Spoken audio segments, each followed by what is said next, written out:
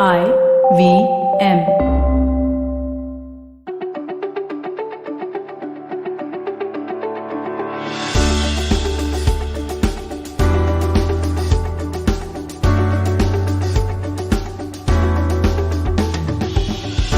Hello and welcome to another episode of Getting Meta, the show where I, Chuck, speak to some really smart people to try and eke out some habits and routines to inspire listeners and myself, really. Today, I have someone who has embodied that for the last few years, Pallavi Barman. Pallavi would absolutely hate it if I said something like fitness influencer. So let's just say that she's very much into fitness. She's a nerd about knowing her own body, is extremely authentic about what she shares on social media, which she admits is a little scattered. It's equal part relatable and inspirational for anyone trying to live life a little fitter every day. For me, as you know, as somebody who had known her from before, it's kind of fascinating to see how that whole journey has sort of come about, and part of that is what we talk about on the show. But it's more than just fitness that I wanted to speak to Pallavi about. She is the head of marketing and operations at HRX, the fitness and apparel company founded by Hrithik Roshan. And I have never seen anyone embody a company and its ethos more than Pallavi. Like I've told her many times, it's an incredible employee company fit. She's also an avid reader, has tried many things, including being on a reality show, teaching at Teach for India, has been through multiple jobs, and basically has been through enough ups and downs in her personal life to really draw lessons from. And I feel like she's the kind of person who everyone should have a chat with just before getting out of college into the big bad world. This episode is special to me also because Pallavi and I have been batchmates at MICA. We both graduated in 2009 from their institute, and this is pretty much one of the first few times, the few times that we've spoken after we graduated. And as with all Getting Meta interviews, this was wide-ranging, and we spoke about a whole bunch of things. Why discipline as a foundation of everything else in her life, how she found fitness as a way to tackle depression and loneliness, doing things consciously and getting to know one's body rather than following a fad, her whole journey to HRX and how that really kickstarted a whole bunch of other things, and the dreams and other things that she has as well. No spoilers, it's pretty fun conversation that we had, and I hope you enjoyed. By the way, you will hear her 4.5-year-old daughter occasionally being exuberant at some points through the episode. Rather than try to edit those things out, I thought that added a touch of authenticity to the whole thing, something that we speak about a lot during the episode in any case. So I just felt right to keep it in. And I don't know, I just love hearing real sounds rather than making everything sound like it's in a sanitized studio. So please enjoy my conversation with Pallavi Barman. Pallavi, thank you so much for being a part of whatever the show ends up being, and especially during this particular time. Pleasure is truly mine. Yeah, and so the idea of this show is to inspire listeners and honestly the host from the habits, mental models, and worldviews of some very smart people. And for me, this is as much a catch up as it is all of the above. I've been following stuff that you've been doing over the last year and a half or so, and I think it's absolutely amazing and inspirational. So first up, let me congratulate you as like a friend, batchmate, just getting to where you are right now, having a happy family, and just generally acting as an inspiration for many people. I do make it a point to just see what people say in comments as well, and just the joy that you give, joy and inspiration, I guess, you give people. It's so palpable. So yeah, just congratulations to where you have got, really. Thank you so much. It's validation like this which keeps one going. Otherwise, there's really no money in it.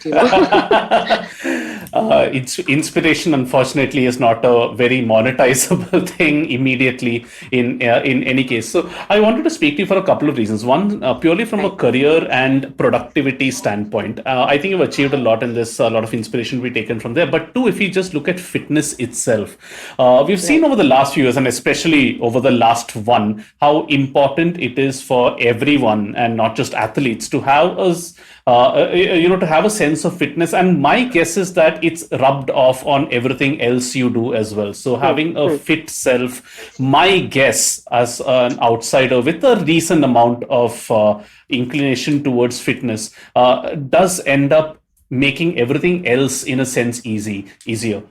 Is this true in your experience? Has fitness been sort of like a catalyst for everything else that you do? It's absolutely true. And again, I'll contradict myself by saying fitness is not the only element. Actually, fitness is I would say, the first step towards being disciplined in life, because there are rewards that you start seeing, there are benefits that you start reaping, you start looking a certain way. So there is the self-actualization part of you, which is kind of getting sated. When you go to parties, you fit in size 0, you fit in size 8, you hear great things about you. Of course, it's a conversation starter. So there's this feeling of belonging or being slightly above the normal, you mean? Because you can just think, you can visualize, if I am everything that everyone else is today, then what else is making me a go-getter? That 1 hour of workout is making a big difference, right? Because if I'm sitting at a party, if I'm talking to somebody, or if I'm just sitting in a meeting and somebody's exchanging notes, hey, this, that, oh, you can manage that discipline alongside everything else? The answer is yes. Instantly dopamine shot, right? But fitness is just the starting point for me. So I've been inherently disciplined because that's the way I've been brought up. My mother always kind of instilled that sense of conditioning in us when we were small. You need to take your uniform out the previous night, iron your uniform, keep your shoes ready, polish them, keep them in a certain place so that in the morning you don't waste time, counted money so that you don't go wrong with the bus fare. So basically there was discipline. Everything was discipline, and it was done in a process, for the lack of a better word. Yeah. And recently I was reading a book which kind of validated this, that there are two things in an individual. One is a skill set and one is attribute. Now, attributes are something which are very, very inherent to you. It is something which lies in the core of your being. But skill set is something which anyone and everyone can develop if you have that discipline to pursue it. Right? So my core had the disciplinarian in me. And I think skill set probably is fitness. So I've just applied a layer of fitness, and that just the sheer joy of being able to spend some time for myself actually helps me in clearing my head. And I've reached a stage where when I'm running, I do make my checklist. Things fall in order when I'm running.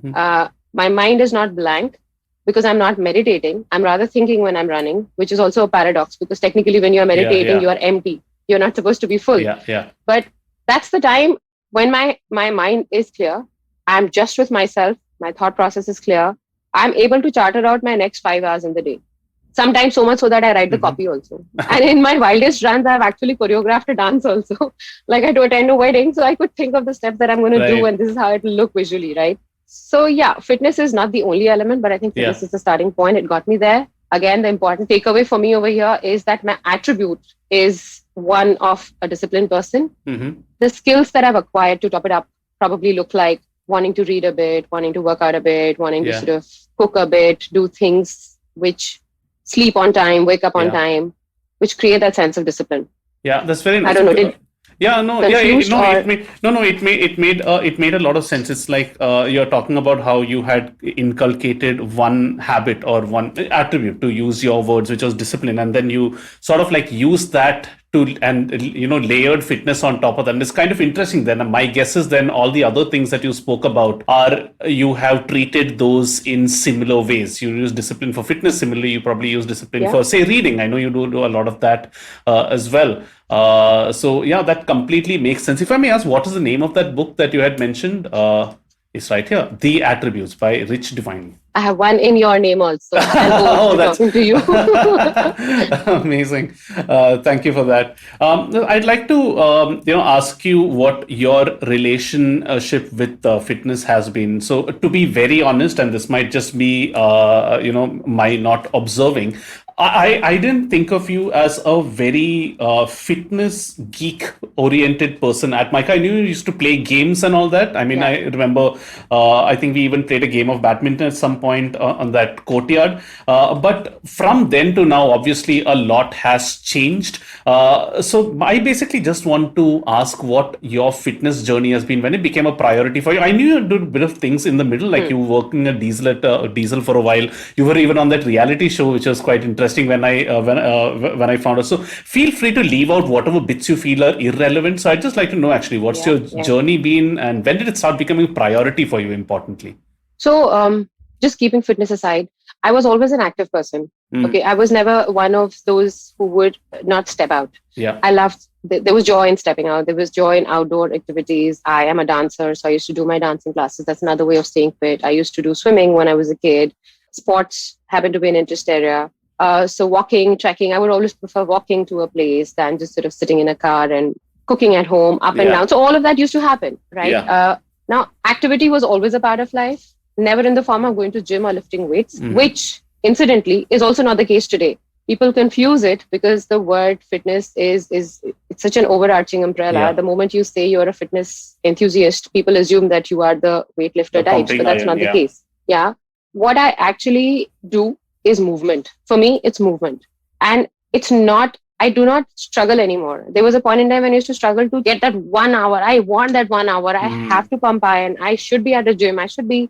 Now it's fragmented. So in a day, if I have to close my exercise ring for 40 minutes, it's broken into 3 parts. A part of it happens when my daughter is doing her online classes. Maybe I'll just be there, do Surya Namaskars in front of her when I need to be in that room and I can't go anywhere. Then a part of me would just run an errand. Instead of taking the car out, I would just wear my backpack, go buy bread and walk back, or buy fruits and whatever I need to, and I run back with it or walk back with it, which becomes a farmer's walk for me. Yeah. In the evening, when I take the kids up on the terrace for a stroll, I just do 20 rounds of the terrace. So that kind of adds to my walk. So my exercise ring closes. My calorie count gets achieved. I am not necessarily lifting dumbbells. That's only my Instagram life that people see, right? My latest ambition, so to say, which I have kind of rephrased, is that I want to be the Harsha Bhogle of the world of fitness and wellness. Wow, that means I want to be that geek who everybody would shudder to talk to because I know everything about it. So I am not a fitness instructor. I'm not a nutritionist. I have not certified in any of these vocations, neither will I. But what I'll do one day is definitely probably pursue a PhD in food psychology, because I want to establish the relationship between food and psychology. I want to understand how our emotions guide our eating or the vice versa. I want to learn about these neuroscience-led topics where these questions, the answers to your questions are rooted today. How fitness and discipline are related. How can you achieve a better mental model? How can you improve your productivity? How can you become a better person? So that is something which I want to do. Now, if that's fitness, then yes, fitness. But actually, the real touch and feel part of fitness now, that began for me when I moved to Bombay.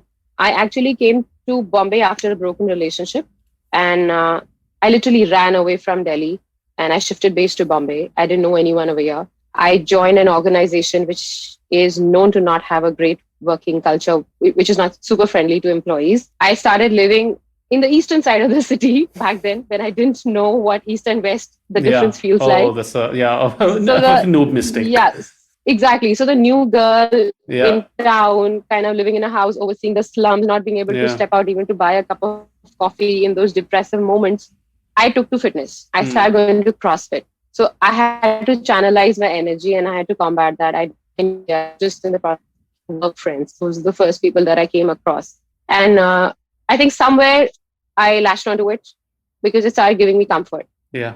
So 8 to 9 p.m. after office used to be at the gym. And then the community began from there. I started getting to know more people who were like-minded and we started hanging out and good things started happening. Then I met my husband and we got married. So one thing flew into another and fitness just stayed. So, the thought of looking a certain way, the thought of feeling a certain way never left me once I tasted that. But the actual reason was to combat that kind of depression which was fencing me when I moved to Bombay first. Firstly, thank you for sharing that. That's a deeply personal answer. And you're not the first person actually who I have spoken to who has found some sort of relief and solace in just to go back to your first point, not fitness, but discipline in some way. There's a lot of there's a lot of crap happening around, and just having some time set apart for, be it even writing, be it working out, whatever it is, the sense that you have control over something, that it just acts as a big pill for a lot of the other problems that might be around in life. And I'm glad that it worked out for you to the extent that it did. It's about making choices, but also back then, since I was new and I didn't know too many people, sitting somewhere at a bar and drinking with friends was also not an option, right? Otherwise, I probably would have resorted to that. And the options were either you take a class, like typically a lot of new people who flow into different cities for work reasons, they end up doing that. They do battle borderline depression, not knowing people, new city, new challenges. Being lonely is a bigger problem than not being loved, right? And then what do? If you are a reader, then you sink yourself in books. If you're a writer, then you kind of find peace there. But if you're nothing, then you have to start from somewhere. I think the easiest pick today, and I can say that with a lot of confidence, is to just channelize your physical energy. Either just be on the beach, do something, or just Yeah. hit a gym or a club. It's way better than kind of getting into or falling into a habit which you'll regret later. Regret later. Yeah, absolutely. And actually, that segues nicely into the next thing that I wanted to ask you, which is I think a lot of people who fall into that very vulnerable age group of, say, 25 to 35, feel with respect to fitness and just leading a healthy life, I think they just feel crippled because there's so much information out there, so many diets, there's something new Yeah. happening at all points of time. Marketers, of course, making all sorts of claims. And I call this group vulnerable because I think that it's the decisions that you make in this age group with respect to everything, with respect to career, fitness, everything, that really decides what the rest of your life is going to be. And at the same time, everybody has different goals, motivations, interests, etc. Right? So, if for people who have trouble getting started or sticking to a routine, would you have any advice just to, these are just 2, 3 things that you need to ask yourself to find Yeah. your own way of, staying fit or finding a routine for yourself? Yeah. So I'll tell you something very interesting that I chanced upon. I didn't know. I mean, it's self-discovery in a way. Mm-hmm. I was in Delhi earlier this year and I had eaten a lot of gajar ka halwa. So I was regretting that. And I myself needed motivation to sort of pull through a whole month of solid discipline so I can bounce back. Weight is never my concern, but I know my body very well now. I know my inner self. So when my digestion goes for a toss, the pH of my body rises, my mental condition gets disturbed, I'm getting angrier. I can sense all of that. My PMSing is tending to a harmful side. I have, touchwood, intuitively developed a certain understanding of myself or self-awareness where I know that it's not just about the physicality anymore. It's internally my system is going for a toss and I need to do a certain things. But I was not motivated. So randomly I said, let me make a public commitment because social media, that's what you do. If you commit something on, so I had read it somewhere recently that if you commit something on social media, you're more likely to adhere to it. Yeah. So I just announced a Feb Fitness Challenge. I said, if you guys are in it, because like you said, a lot of people DM asking for questions and a lot of ladies out there and a lot of new mothers and all of that. So I said, let me try making it formal. Let's see what happens. Yeah. And I must have received over 150 responses or more for signing on to this particular thing. And I was a little foolish. I didn't really know the best way of doing it. So I started saving those numbers. I asked for the numbers on DM. I actually managed saving 85 phone numbers on my phone. And I made a WhatsApp group with those 85 people. The challenge started on the 1st of Feb. It lasted till the 28th of Feb. I was committed each day to dedicate 2 windows on that thread. Mm-hmm.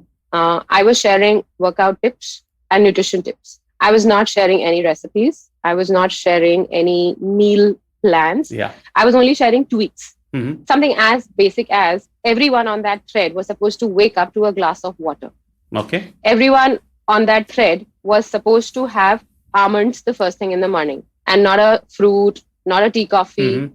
Everyone on that thread was supposed to have 5 liters of water a day. So, and so on and so forth. Yeah. And I used to share a workout every day for those who didn't believe or didn't understand or didn't know. And of course, I put everyone off sugar for 4 days in a week. 2 days I allowed dessert. 1 day I allowed drinking. So this kind of tweaks and shifts in what they were already consuming. Nothing substantial. Yeah. By the end of it, I had at least 15 to 20 heart-touching testimonials. Wow. That thanked me publicly on that group, saying you made a difference. There are at least 5 or 6 people who have experienced inch loss. They are fitting in 2 size down clothes and they're feeling great about them. They are all of them. Trust me, all of them. I have not left that thread.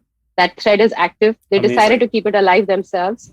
They motivate each other every day by sharing their workouts. At least 5 of them have become self-guiding, self-mentoring and tutoring others, got into that business themselves. Business hasn't like loosely said, but it's a self-sustaining thread of fitness today with 85 to nahi honge. Some people must have dropped out, maybe 15, 20 dropped out, but at least 50 to 60 odd people decided to stay on that WhatsApp group of mine. It's still alive. Learning from that, but I kind of got their sizes, addresses. I sent them HRX goodies from my end, along with feedback forms. They all reverted with their feedback. And today, probably they are users. And someday they will become super users of my brand. So that completes my entire circle with me being a KOL for my brand. Yeah. Second, I announced the same thing again in April. I sought out if people want to do this again. Mm-hmm. And I got overwhelming responses again. But this time I had to do it a little wisely because I was in no mood for sharing numbers and saving numbers. I did it on Instagram. It's a closed group of 35 people. I guess that's what Instagram allows. This time I'm not sharing workout routines.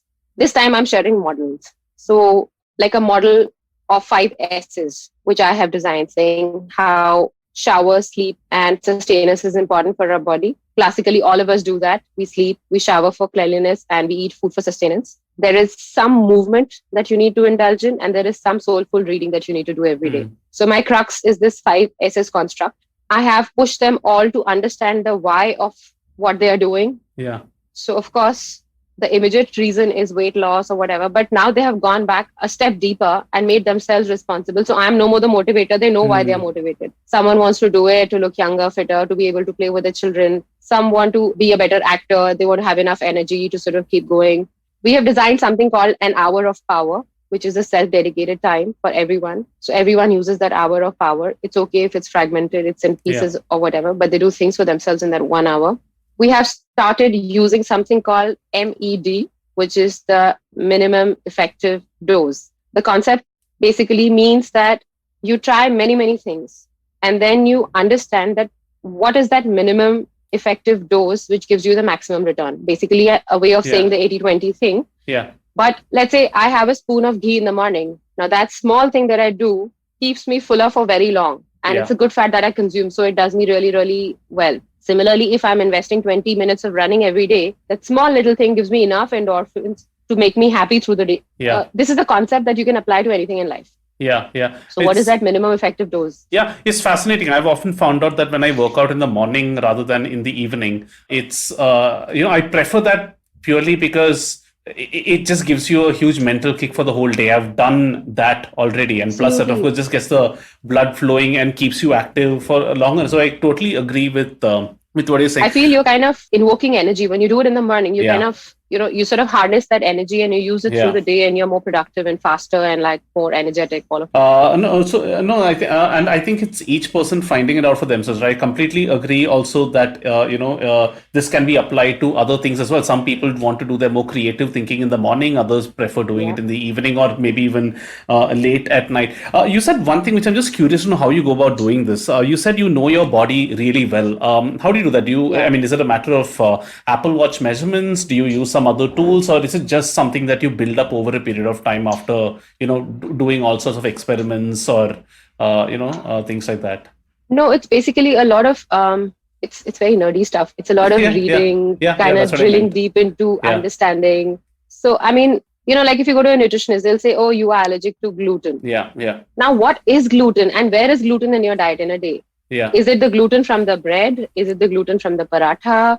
Is it the cookies? What is it that's causing you more harm? So I set up these pilots. Like recently I went to Goa and there's a very famous doctor who kind of put me onto 4 different pills. Now I set up a pilot. It was not going well with my system and I could feel it because indigestion or whatever things were happening. So I took 1 pill a day to see which is harming more. So I kind of set up the system. It's like an experiment where you do a reference and then you check against it to see what's working, what's not. A/B testing. So over a period of time, it's something like, it's my own system and it's if you ask me, I can't even, maybe not now, few years down the line, I should be able to model it, but it's just very, very internal to me. Yeah. I know why I'm getting angry unnecessarily during the day. So, and understanding and delving into it has kind of made me realize that being a mother, for example, I love reading or I love watching something on Netflix. Okay. Right. And, it's a trend. It's like you're sitting with people in a room and they're talking about 5 different shows and 6 different shows. Hey, have you seen this? I have seen nothing in the last 2 years. There was a point in time when I used to feel that, bro, I can't hold a conversation with Netflix lovers because I know nothing about it.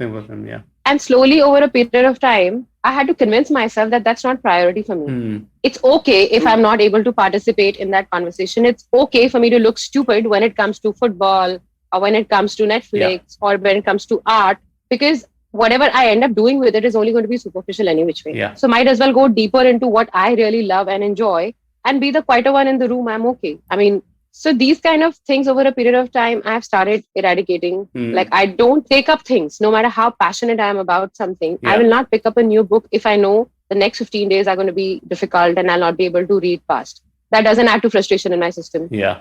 Like if you want to do something and you're not allowed to do something, or if you're not able to do something because the situation is such that leads to a lot of frustration. So I started cutting out the sources of frustration, saying, okay, let's not waste energy over there. Let's focus on what's at hand. The days I have many, many calls I don't do so many other things. I let Mhm. go. And then there are days when I don't have calls. I kind of use those days for other things. Similarly, internally, also, I'm very lazy.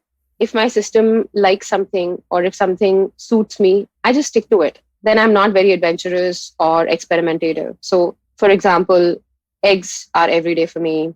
Sprouts are every day for me. Almonds are every day for me. A vitamin C source is every day for me. And there is a discipline and time for everything. Coffee is every day. I'm very adamant about it. I've not let go. I will not let go of my coffee, no matter what it causes. Yeah. So I made peace with that also. Rice is every day for me. So, and then there are days when you kind of binge and you know that something is going to go wrong, but you bounce Yeah. back because you Yeah. know something is going to go wrong intuitively. So, not being in research constantly, but knowing your system well kind of helps in not going mad about so much information which is available out there. Yeah, and that is such great advice, not just for fitness, but for so many other things, right? As with most of your answers, really, they're not really just fitness answers, they're really life answers, really. It's doing stuff consciously and, getting, being like getting into things, knowing what you're going to get out of it in some sense. I think that's a great way of going about it. So yeah, I really like that piece of advice. Knowing your body well. I did not know that you were a nerd to this extent. It almost feels like Tim Ferriss. Like if you are a fan of his sort of Yeah, work, probably he's after a little you more extreme. mentioned, Yeah, I saw the episodes. yeah, and he has a book called the 4 Hour Week, where he popularized a diet called the slow carb diet, Yeah. kind of variant of the keto diet, along with a lot of other things. But he's notorious for doing all sorts of experiments on himself, ABC testing on himself with all sorts of things. So he's sort of like a body hacker in some sense, and also, and he's one of those Yeah. Silicon Valley guys look up to him and that sort of thing. And it's fascinating in a way to see you going down that path as well, because many of the things that you're saying actually mirrors a lot of the things that he says on his show, for example. So yeah, I'm completely on board with that. Although I hope you don't end up doing some of the very weird things that he has ended up doing himself. Hopefully not. Yeah. No, like one So example, since you mentioned this, I want to yeah, quote. yeah, I'm sorry, I'm just sort of yeah, yeah, pulling yeah, out a line. But like there are so many diets out there, right? yeah. I eat very, very sparingly, but I Hmm. eat very big meals. Okay. And people have argued it out with me that you do intermittent fasting. Hmm. I don't do intermittent fasting because I wake up, I have a spoon of ghee in the Yeah, morning, and I have almonds, and I have a cup of coffee. yeah, And then I don't eat anything until lunch because I'm full and I'm yeah, not hungry. yeah. Essentially, what I do, again, there is a term coined for it. It's called TRE. I do TRE. I do time regulated eating. Basically, I do not eat anything. I give 6 to 8 hours window between two Okay. meals. That's the norm. And I don't even look at the time because my system has gotten used to it. So I only feel Mm. hungry at around 2 o'clock and I have a big meal. I have a very happy, big, hearty meal, lot of protein, whatever added to it. Again, I'll have a very happy, hearty meal sometime at around 8 o'clock. And then that's it. So I eat twice, two big meals and one small meal in the morning. But people are hell bent on calling it intermittent fasting, but I don't do intermittent Yeah, fasting, right? That's not my model. My model is yeah, very different because it works for my system. yeah, yeah, So yeah, I mean, getting like getting to know what works for you and then adapting to it. I guess there's more wisdom in it than just sort of blindly following, hey, yeah, everyone's the trend is intermittent fasting, let's yeah, do yeah, because the other person lost whatever 10 kilos and keto 20 kilos. Not everything is made for everyone. yeah, yeah, 100%. Everybody Yeah, is unique for a reason, right? And yeah, therefore everything doesn't suit everybody or every mind. yeah, yeah. So I respect mean, that uniqueness. To yeah, respect that uniqueness absolutely. is important. Yeah, absolutely. The best advice on diets that I've ever heard is the best diet is the one that you can stick to. And I don't, and that Yeah, obviously, it has to uh, be sustainable. yeah, You can't be spending too much on your groceries. You can't be just going mad trying to procure that yeah, avocado or yeah, quinoa. You have to eat. I also say that people start consuming olive oil by tons and liters. Bro, you have not grown up on olive oil. You've grown up on yeah, ghee. yeah, We're not in the yeah, Mediterranean. yeah, yeah, We're not used to eating so much cheese, mozzarella, and olive. So nothing is going to help you lose weight because it's helping somebody else. yeah, absolutely. So Especially somebody in another sort of a country. And just like any good workout needs a break, so does this episode. So see you on the other side.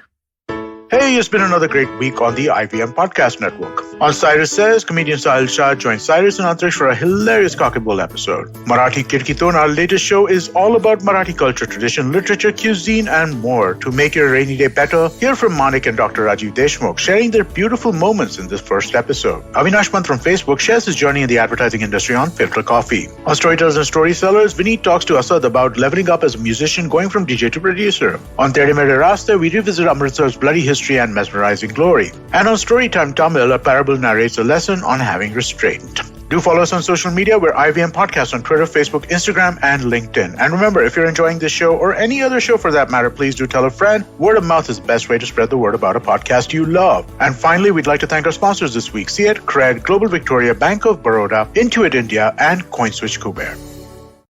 And now back to my conversation with Pallavi Barman.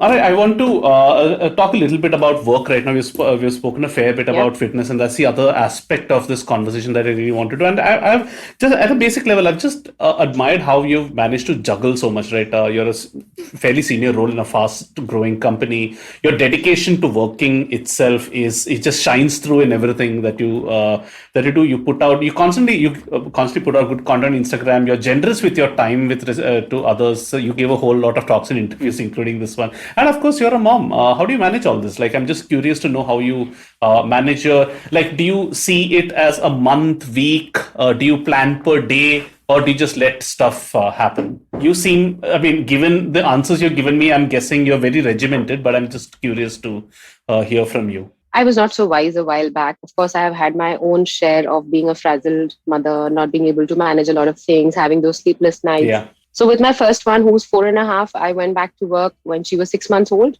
And one thing I was very certain in my mind that, kids complete me, but they do not define who I am.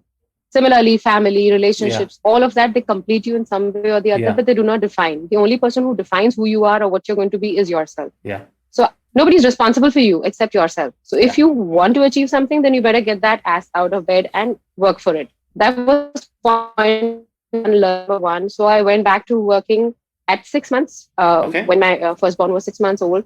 And I used to nurse her, exclusively breastfed. Both my babies were exclusively breastfed. And one of my female colleagues actually in office sort of gave, passed a remark saying, what is the need to go through all this? Why don't you just stay at home and, make sure the children are taken care of and you are comfortable and you are happy? And that got me thinking that, am I really putting myself at discomfort or my kids at discomfort? No, because when I went to work and I did my bit there, when I shined as an intellectual or when people heard me in a boardroom, I felt really good. And I came back happy and I was a happier mother and I did quality time spending with my kids too, which is what matters. Yeah. So the duration doesn't matter. What matters is what you give, the quality that you impart.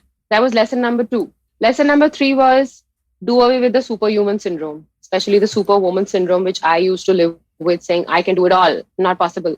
Not possible. Take as much help as possible. Be shameless. Ask. Because we are social beings. All of us know. And silos do not exist. They are just like, I think, they're very, very rudimentary and passe concept. So I got my dadi, I got my mother to help me in the initial days because I had to be in office. And I did the math. My child was actually sleeping for 6 hours in a day. So basically, I was not really missing out on life, right? Probably 2 hours extra over and above. And that was a lot of people put you through to so much guilt because you're not there in your children's growing up days. How's that? This, that. But technically, the child is awake only for 2 hours during the day. And then school began, preschool began. She was not available to me. I could have been available, but she was not because she was so busy. 5 hours of preschool and then 3 hours of sleeping and then 1 hour of eating. So I did the math. I said, I'm okay to let go. So focus on work continued and I could build upon what I wanted to do. And it's a very internal realization. But, as a woman, I was given a maternity break. I had all sorts of advantages of walking in, walking out anytime because people understood. But I gave back. I never shied away from my work, which meant that if I had to reply to an email at 2:30 in the morning when I was sitting and feeding and nursing my baby, I did that too. So I didn't put my phone away saying, sorry, not available from 5 to 8 in the morning. I was available throughout and I made sure my work is getting done. I made sure that I was available wherever I was needed. Toughest times, I never left. I remember there used to be shoots and shoots shoots are typically very long. They go out of hand. There is no schedule. So if I'm shooting a campaign, being a new mother, like when you're going to work, you sort of have a discipline, you have an orderly timetable. But when you have shoot days and things like these, or you have to travel. So I used to do morning, evening, took a 4 a.m. flight in the morning, be back by 8 p.m. in the night. Shoots used to be very difficult. I used to figure a way of going home and coming back, or figure out a way of someone covering up for me for those couple of hours because I had to be. So in the toughest of times, especially, I never left my work. I never signed off saying sorry. I think barring a few days when Sarah must be really unwell, post-vaccines, or really, really unwell when I would be indispensable, I have never shied away from working at any hour of the day. And now those people understood my DNA. They understood that delivery is what matters to me. Timelines is what matters. There is respect for team. There is respect for people who are backing me up. It's all fallen beautifully together. I think it's all mutual. I admire them. They admire the way I work. They can fall back on me. They know things get done. And HRX has only grown from there. And recently I started my own company. I just incorporated. Congratulations. So thank you so much. The same promoters showed enough faith, and I have them as a majority investor. And hopefully this will also go on to becoming my another baby, a bigger one. Oh, that's amazing. Like, I mean, every time I see whatever you're doing, it's the admiration just just continues going up. I again, every answer that you're giving just sort of substantiates the previous thing that you were saying, like the consciousness with which you do everything that you look,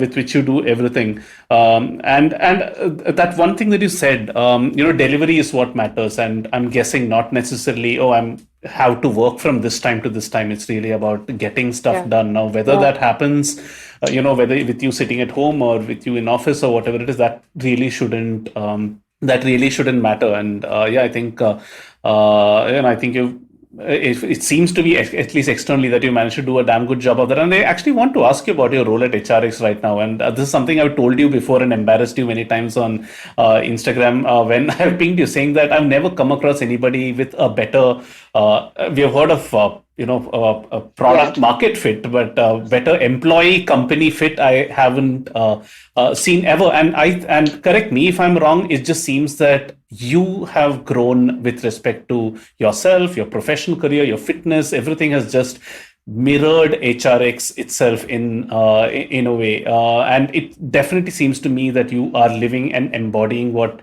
the company stands for. And that's something that I can say for, I can't think of that many people who do that, especially somebody who's not a founder. Is this something that you actually worked towards consciously, or is it I'm just very curious to know how this whole thing just fell into place? Because right now it looks perfect, but I'm sure there were some stumbles that happened. And did you get into it accidentally? No, something you consciously worked towards? No. So I've been in jobs throughout since the time we left Mica, and in between, I tried starting my own marketing consulting, like a boutique marketing consulting firm. So had a little interest with entrepreneurship earlier also, but didn't work out. Since then, I conceived my first child and I was indispensable. Like when you're in a consulting course, consulting role, you need to be there. And if you're not there, there's no team, right? Yeah. So it kind of fell apart, couldn't really continue. And I was seeking out, thinking I can't go back to it because consulting is demanding. You need to be available for clients. You need to sort of make a lot of effort to convert and execute and deliver, because my model was such that I was working with freelancers, like a network. I don't have employees. So I started seeking out, and then someone just reached out to me saying HRX, they are scouting for an opportunity. And I applied.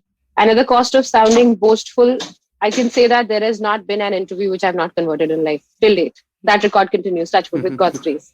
Be it because I'm a glib talker or for whatever reason, or people probably see that honesty. I don't know what is it, but right from campus to school to college to whatever, there hasn't been an interview which I didn't convert. But when this conversion happened, of course, the first question, and everyone posed that same question, oh, she's a new mother, will she be able to do it? Because there's demands, there's a celebrity involved, there are shoots, there are channels, there's travel, there's this. I used to get very irritated. I was like, why is everyone imagining me to be reinventing the wheel when a Kareena Kapoor does it? Media goes gaga, world goes gaga over her, saying, wow, so exclusive. But it's not really exclusive. That's every woman who wants to be career focused, right? So I had this argument one day, and since that day, nobody really spoke to me about it. Everyone just kind of supported me. I said, listen, I need to do it. I may not be available for a meeting from 12 to 1, but I can make myself available at 2. And tuck. Like Yeah. usually, sometimes the mental block is only in your mind. It doesn't really exist. 100%. People are available, right? Yeah. So it started falling in place and things went on well. And I always work with honesty, which probably was visible to everyone, and even my fitness journey. So these were two different parts of me. Yeah. One was my professional life, and one was what I used to enjoy doing every morning before work. Somehow, thanks to Instagram, people started noticing it. And then conversation began internally saying, why can't these two come together? Because that's exactly what you do for a living. Yeah. Why can't we help you promote yourself? And I shied away from it. Like, promoting myself and all of that is not happening. It just seems like, you're trying to milk a franchise, you're working for someone and using the name and whatever. So this was kind of shelved. And then during one of my appraisals, which was very, very offbeat, I was asked, what is your dream? That was the only question. Instinctively, I said, my dream is to be famous. I don't know what I'm going to do, whether it's going to be through education or philanthropy or fitness, whatever, but I just want to be famous. And I've been manifesting this for years. Like, I have seen myself on a cover of 30 Under 30. Now, of course, I'm past that age. That's never going to happen. But I have actually, as a child, sat in my bathroom and rehearsed interviews. So there has been deep practice, which actually has gone into this 10,000 hours, the rule, which is there in the outliers. Yeah. I have been doing it intuitively, instinctively over the years. And so the dream is to be famous. That's what came out. And then we started working backwards. We said, let's just work back from your dream and see how will you become famous? What is the immediate thing up on the table? Your work and because your life as your mother-wife relationship will continue to be. That'll be the kernel. Everything else will be around it. So let's start working on these two. The two kind of came together very well, blended in seamlessly. I mean, I'm not an influencer or a content creator per se, so I have no reservations what goes on my Instagram as long as it's authentic. And I only shoot it, I only decide, I only conceive. So, and also if you have noticed, my frequency is not great. I'm pathetic. Like, my agency keeps pushing me saying, where is your consistency? You're sitting on 400 posts. I said, listen, I'm not the one who will document every second of my life. Like, it doesn't come to me naturally. Maybe if there are lakhs in line or whatever, probably someday I'll do it. But Instagram is not my priority. Yeah. For me, I'll probably be more of a WhatsApp person talking to somebody as opposed to being on Instagram documenting my life. So they're working on it. There is a team which gives me ideas now, saying on Mother's Day. Today only I have got like a long list of things saying, would you be open to doing this? They have sent me what should be done for Mother's Day, do a YouTube live, do an Insta live. I said, okay, wherever you want me to, I'll pitch in. So that's how it's working at this point in time. And it's working absolutely beautifully for me because I think I'm doing more meaningful things. Since the time these guys have started helping me, there is more sense, there's more meaning than just a picture or just some random copy. Yeah, no, that's lovely. And I have to say that, I have seen stuff that influencers, quote unquote, do. And is that one word that you said is all about authenticity, isn't it? Even though it's a word that's thrown about so much these days, it needs to come from, it needs to come from, you need to post when you feel like and not because a schedule dictates it or demands it, in which case it's always going to be forced. And in some sense, that's the beauty of it. The fitness challenges that I'm talking about, like I have a lot of testimonials, but I hold them in personal regard. Like they're private to me. I don't want to put them out on Instagram and make it a selling point for people to come join. I didn't feel like doing it. I could do the screen grabs and put them out very easily, but it's not coming. I still wouldn't want to do it. I mean, it's just in that group. And maybe that's why there is a certain amount of respect from the other party as well. They know that it's not a client relationship with me, or it's just a mutual effort. So they pay me back with their own effort and they kind of do what they're supposed to do. Yeah, absolutely. And in a way, you've actually answered the next thing that I wanted to ask you, which was actually what your relationship with social media was. And again, correct me if I'm wrong, because I never thought of you as the person who actually put yourself out too much. And obviously that relationship had to change a little bit. How did you reconcile that in your own head? Because I always thought of you as a slightly private person. I might be completely wrong over here, but how did you make that shift from, okay, now suddenly I am going to be more public than I used to be before? Was that kind of conscious? How did you kind of like make peace with that? Sometimes I look at my social media and I wonder, this is such a drab place for anyone to be like, what will they really take away from it? Because I don't do anything really. If I'm posting stories also, that is because the sense of guilt that I've not posted anything for in so long, and Like then whatever comes handy or whatever Yeah. is closest, I'll probably shoot that and put it out, whether it's making sense or not making sense. So, or there are things which I genuinely want to put out sometimes, then I would just put it out. So social media, it's always an effort. Like Yeah. it doesn't come naturally to me. I can't spend hours in editing those pictures or waiting to choose one from 50. Yeah. And Yeah. then, I mean, it's always that equation that what should I be doing? Should I be picking up Instagram? I'm okay to scroll through and entertain myself for 15, 20 minutes, get lost in those reels and dances and trends and Yeah. all of Yeah. that. But personally, for me, to be a part of a trend or a challenge takes a lot. I mean, it's effort for me. It's not. It doesn't. Maybe it's the age. I don't know. Yeah. Maybe if I were younger, I would be doing it every day. I just don't know. But now it doesn't come naturally. Yeah. So it's a giving platform, if I can put it like that. Now it's a way of connecting with people in a very legit way, not a very shallow way. Like every time I post something, I try to attach something meaningful to it, so there is a decent takeaway. Yeah. Anyone who's reading should probably be getting something out of it and not just sort of looking at a pretty post or.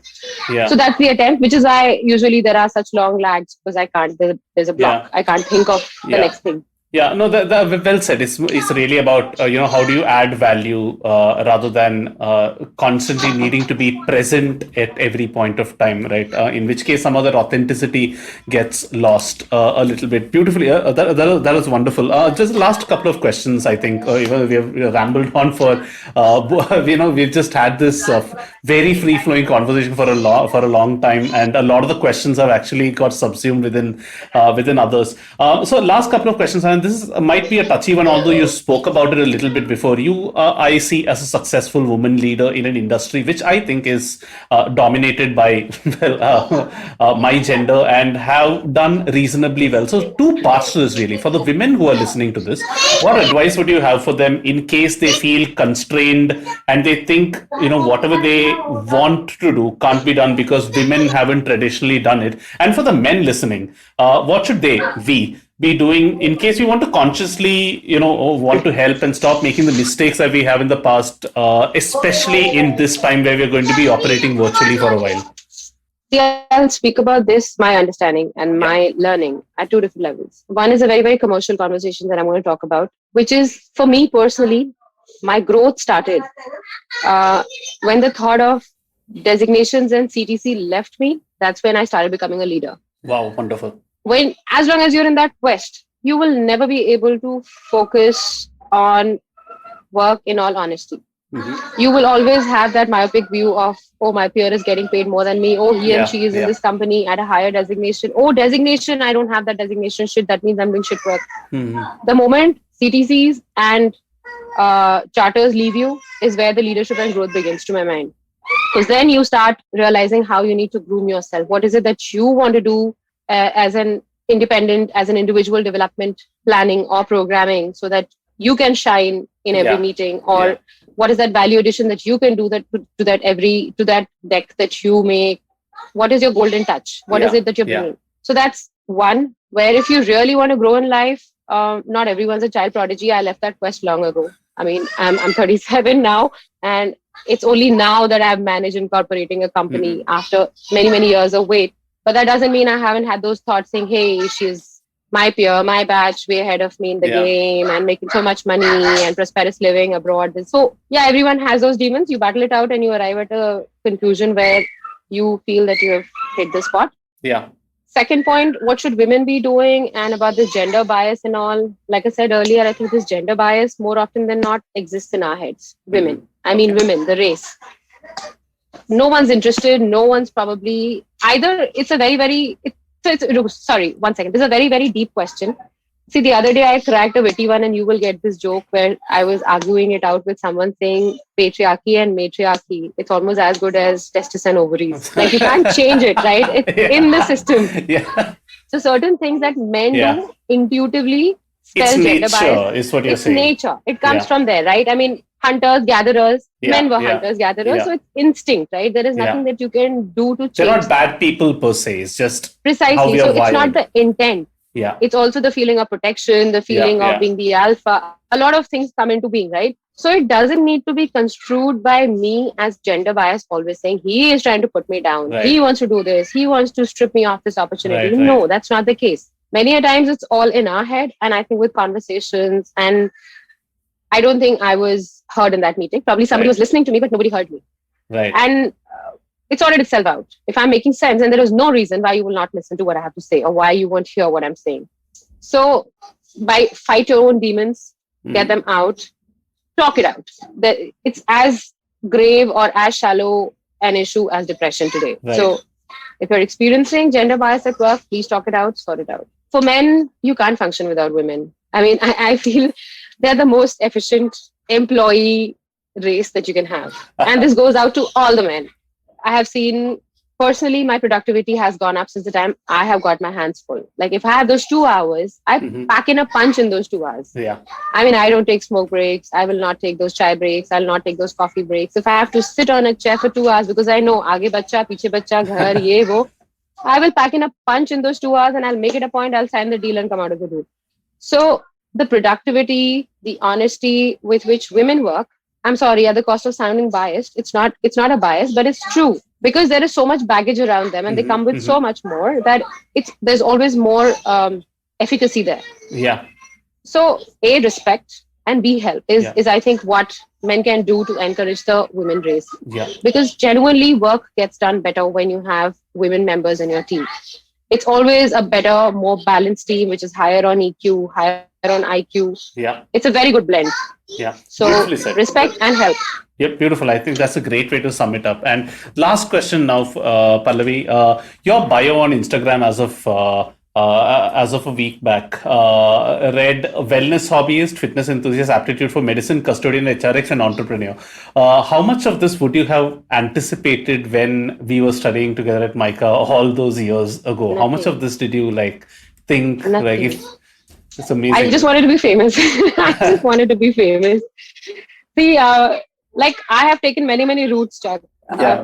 My goal was always one, but sometimes I thought I was on the fastest possible route. Sometimes I was stuck in traffic. Sometimes my car broke down. But the goal never changed, thankfully.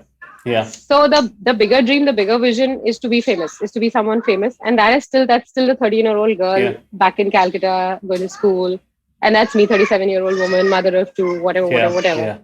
That has not changed. I still want to be the Oprah of India. I still want to be famous. I still want to be touching lives. I still want to be giving back in some way or the other. I still want to do my PhD. I still want it all. But do I have the easiest road to it all? Do I have the fastest route possible? Am I a child prodigy? Have I got it all? Have I succeeded on any of my 5-yearly goal milestones? Zero. The answer is zero to all of that. So I don't think I had this plan ever made in front of me when I was in MICA or even before or after. Yeah. And in many ways, that's what makes you such a good person to talk to for something like this, because in many sense, you are still sort of like a work in progress in some ways, and you've come a long way. But I'm pretty sure if we have a chat again in a couple of years, a lot of this is you're going to somehow find a way to turn all this into a model. You also know my Maverick projects. You know the kind of things that I've dealt in, ranging from a reality show to working for Teach for India to going and teaching kids in the slums. I don't know what all. Like, it's just that inherent restlessness. Yeah, and everything teaches you something, right? Everything teaches you something different, right? Which you will apply to somewhere else completely. Absolutely. It's the experiences in life that make you who you are. Yeah. There is a neuroscience theory that when you do something new, your neural circuits fire up, right? Yeah.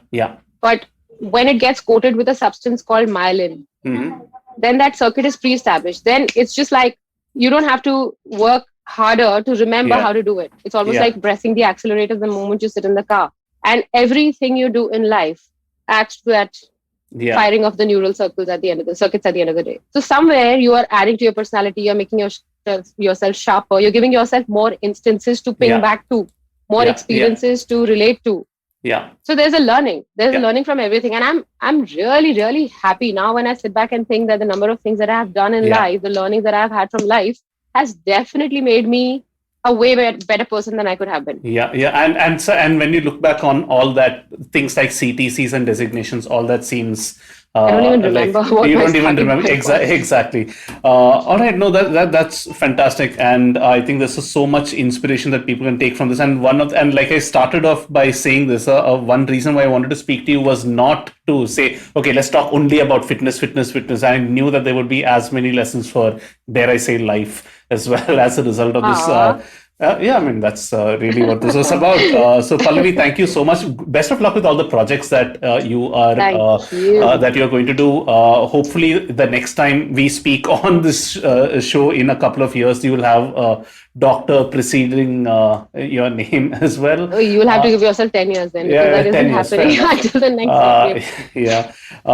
But no, this has been great. Thank you so much for this. Good luck with all the projects that you are going to do. If people want to reach out to you for anything, for the various projects, see what you're up to or what is it that's coming up, where can they reach you? They Uh, can DM me on my Instagram. Otherwise, my email is pallavi.barman@gmail.com. I remain available in case you can find me on LinkedIn. Please feel free to find. So basically, wherever you can ping me, Wherever. but do give me a context so I know Give that, me context. Yes, yeah, I absolutely. have to Yeah, tend yeah, to it. yeah.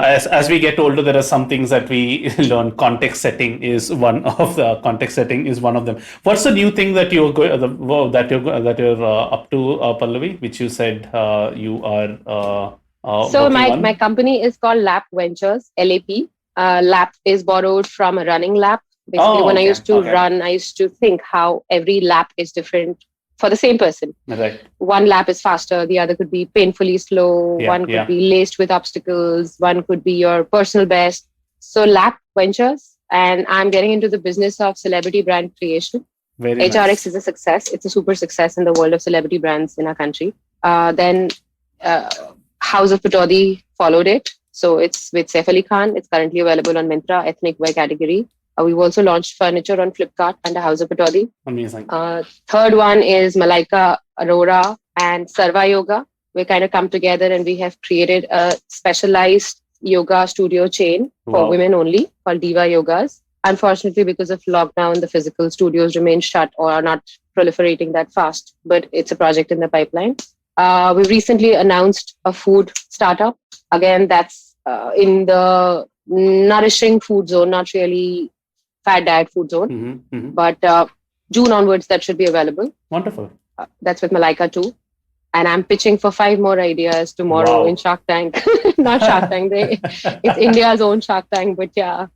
So hopefully something will Yeah. take off from there. Amazing, and I'm no doubt that you are going to have a lot of fun doing what you're doing, and I guess that's the most important thing of the lot. I hope Pallavi, so. thank That's why you. I have the nursery for the inspiration for the fun. Amazing, Pallavi, thank you so much once again for being a part of Pleasure. this. Thank you so much, Jeff. Yes, Thanks for having me. It no was a problem. delight speaking with you after Yeah, years. thanks so much. And there you have it. I love doing that episode. Like I said, for me, it was as much a catch up as it was a podcast recording. So many things to take away from that episode. Three things that, as always, that I like to put at the end of each episode. For me, this is not a quote per se from Pallavi, but that whole bit that she spoke about in the beginning about attribute and skill sets. I thought that was particularly interesting, and how discipline, which is an example of the former attribute, could be used to drive fitness, an example of the latter. I thought that was a pretty nice way of thinking about things. The second thing, which is a quote, not being in research constantly and knowing your body well really helps.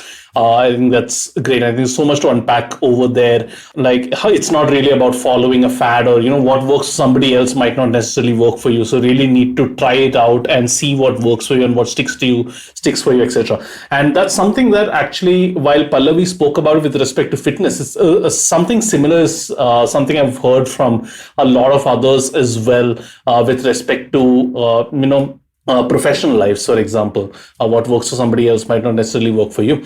And thirdly, it's a beautiful line that she said towards the end, and I quote, personally, my growth started when the thought of designation or CTC left me. That's when I started becoming a leader. If you are on that quest, which is the designation in CTC, you'll never be able to focus on work in all honesty. And I thought it was a lovely quote that she gave. So yes, that's it for this episode. Once again, Chang, thank you for joining in and staying till the end. If you'd like to get that daily dose of fitness related inspiration, do follow Pallavi. That's Pallavi_Barman on Instagram. The links are in the show notes. She's one of those fitness geeks that's completely okay if you give into your sweet tooth. Relatable, like I said. All right, that's a wrap for this week, and see you next time for another episode of Getting Meta.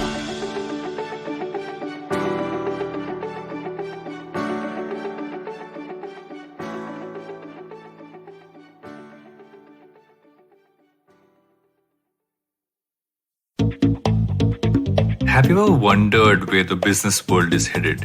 How the ways in which we create, market, and sell to consumers will evolve? Or if we'll ever go back to wearing pants while working? For answers to all of this and more, tune into Advertising is Dead with me, Varun Tugirala. Every Tuesday, as I talk to entrepreneurs, leaders, and change makers from across business, media, marketing, and beyond. You can catch all episodes of Advertising is Dead on the IVM Podcast website, app, or wherever you get your podcast from. Hi, I'm Zarina Poonawalla, host of the Empowering Series podcast on the IVM network. I happen to be a peak performance coach and leadership coach by profession, and I'm here to share with you productivity tools, life-altering techniques, and real-life hacks to help you achieve your maximum potential in everything you do, your relationships, professions, careers. So tune in every Monday to unleash your inner power. Be safe, be well, be empowered.